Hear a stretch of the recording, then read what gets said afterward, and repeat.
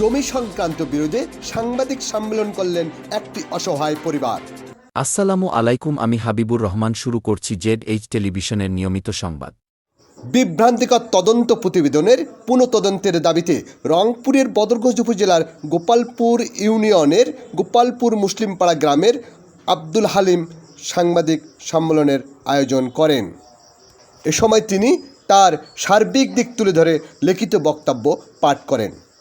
আসসালামু আলাইকুম, সম্মানিত সাংবাদিকবৃন্দ, আপনাদের সামনে আমি হাজির হয়েছি অধিকার দাবি নিয়ে।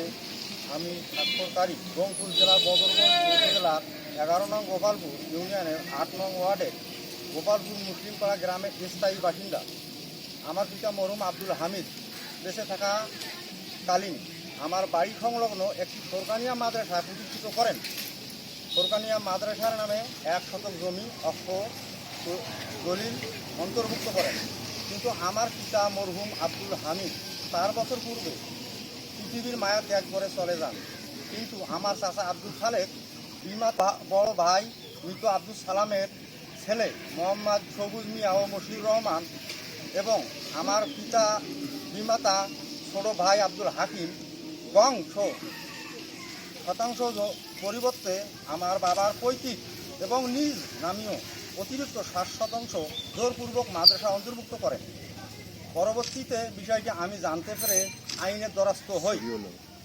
সম্মানিত সাংবাদিকবৃন্দ, আইনের দ্বারস্থ হওয়ার পর তদন্তকারীগণের রহস্যজনক কারণে প্রকৃত ঘটনা গোপন করে ভুল রিপোর্ট প্রদান করেছে। আমি হতদরিদ্র আইনি প্রত্যাশী অসহায় একজন ব্যক্তি, কিন্তু রহস্যজনক কারণে তদন্ত কর্মকর্তাদের ভুল সিদ্ধান্তে বারবার ন্যায় বিচার থেকে বঞ্চিত হচ্ছি। কাগজপত্র পর্যালোচনা করলে আপনারা বুঝতে পারবেন এই সাংবাদিক সম্মেলন আমার অভিযোগ কতটুকু সত্য বা মিথ্যা। সম্মানিত ন্যায়ের প্রতীক সাংবাদিক ভাইরা, আমার বাবার প্রতিষ্ঠা করা মাদ্রাসা নিয়ে কোনো আমার অভিযোগ নেই। আমার বাবার প্রতিষ্ঠা করা মাদ্রাসা দানকৃত জমির সংখ্যা 1%, কিন্তু পরিকল্পিতভাবে প্রতিপক্ষগণ 7% জমি জবরদখল নিয়েছেন। আমি এবং আমার পরিবারকে বিভিন্নভাবে হেনস্থা করছেন।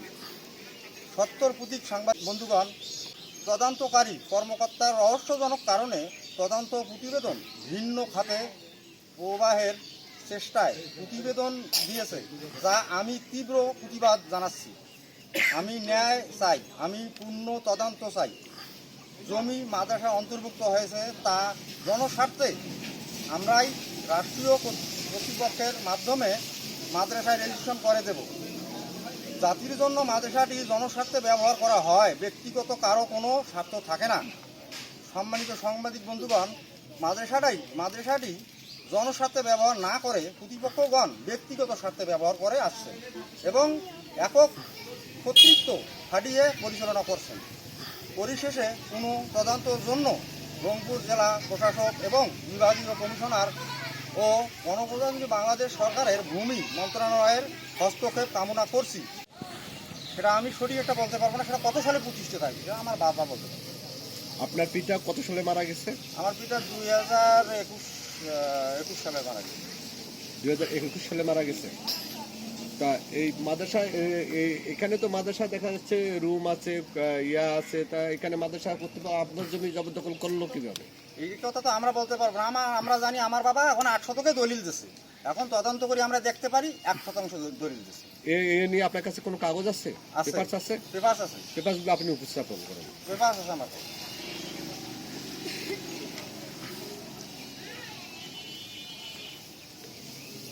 এই যে আপনি 1 শতকের দলিল দেখেন, এই যে 1 শতকের দলিল এখানে আছে আমার। যে দাবি করতেছে, যে ব্যক্তিদের দাবি করতেছে যে আমাদের হস্তক্ষেপ করতেছে এই জমির উপর, না তারা আসলে কতটুকু? আপনি যেমন বললেন যে আমার বাবা, আমরা তো জানি 8% আমরা জানি, হ্যাঁ দিচ্ছে। আমরা যখন আমরা কাগজপত্র চেক দিই বা বাছাই করি, তখন আমরা 1% পাই। হ্যাঁ, কাগজপত্র 1% কাগজ বাক্সে কোনো কাগজ নাই, না দেয় নাই, দলিল দেয় নাই, কোনো দলিল বাইর করতে পারে না। ওরা মুক্তি বলে যে 8% যাদের সাথে এই ঝামেলাটা হয়েছে তারা আসলে কি বলছে? তারা বলছে তোর আব্বা দিয়েছে, তা আমার আব্বা 1% জমি দিয়েছে 96 সালে, 8 শতক রেকর্ড পাইছে 92 সালে। তা আমার আব্বা যদি রিপোর্ট করে দিত, তা 96 দলিল দিল কেন?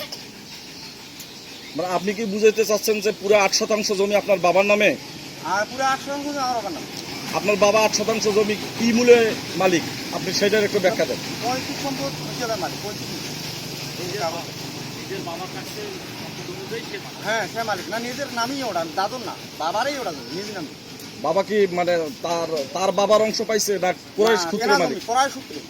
ক্রয় সূত্রে ক্রয় সূত্রে আপনার মালিক। বাবা মালিক। হ্যাঁ, আমার বাবা মালিক। সেই দলিলটা কি আপনার কাছে আছে? না, সেটা খতিয়ান আছে, দলিল আমার কাছে সেটা নেই। মানে আপনার বাবা তো দলিল আছে 62 আগে। ক্রয়কৃত জমির মালিক, 62 তাই না? আগে। সেই দলিলটা কোথায় সে আছে? দলিল তো 62 আগে নেছে, এখন খতিয়ান নেই। না ঠিক 62 আছে, আগে? মানে 62তে আপনার বাবা মালিক, হ্যাঁ, আমার বাবা মালিক 62। একক মালিক, না, দুইজন, এখানে আমার ছোট চাচা কমান্ডারও মালিক। কমান্ডার মালিক। আচ্ছা, তা ওই 5 ভাই বোনের নামে এই জমি। ওই প্লটটা কত শতক জমির মালিক? মানে 57 শতক। 57 শতক। ওই প্লটটাতে 57 শতক। 57 শতক জমি। কয়টা দাগ? দাগ একটাই। একটাই। 62 থেকে একটাই দাগ। একটাই দাগ। 92 কয়টা দাগ হয়েছে? 92 83 দুইটা দাগ। স্টাফ রিপোর্টার ফরহাদ আহমেদের তথ্যচিত্রে নিউজ ডেস্ক জেডএস টেলিভিশন।